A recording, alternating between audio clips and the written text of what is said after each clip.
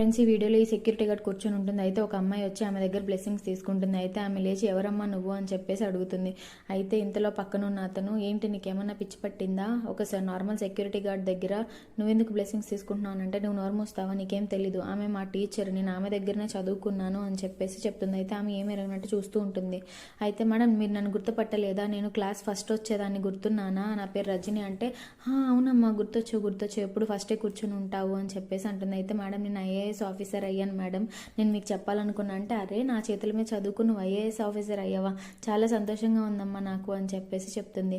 ఇదంతా సరే కానీ మేడం మీరేంటి ఇలా అని చెప్పేసి అడుగుతుంది. ఇలా ఎందుకు సెక్యూరిటీ చేస్తున్నారంటే, స్కూల్లో చేసేదాన్ని కానీ మెల్లమెల్లగా స్కూల్లో కూడా పిల్లలు రావడం మానేశారు, అలా స్కూల్ తీసేశారమ్మా. తర్వాత నన్ను నా కూతురు కూడా ఇంట్లోంచి వెళ్ళగొట్టింది, అందుకే నేను ఇలా ఈ నౌకరి పని చేసుకుంటూ బతుకుతున్నా సెక్యూరిటీ గార్డ్గా అని చెప్పేసి చెప్తున్నా. తర్వాత ఏం జరిగిందో చూడాలంటే మీకు కనుక మీ అమ్మ అంటే ఇష్టమైతే ఛానల్ సబ్స్క్రైబ్ చేయండి, వీడియో లైక్ చేయండి. తర్వాత ఆ అమ్మాయి వాళ్ళ మేడం ఇంటికి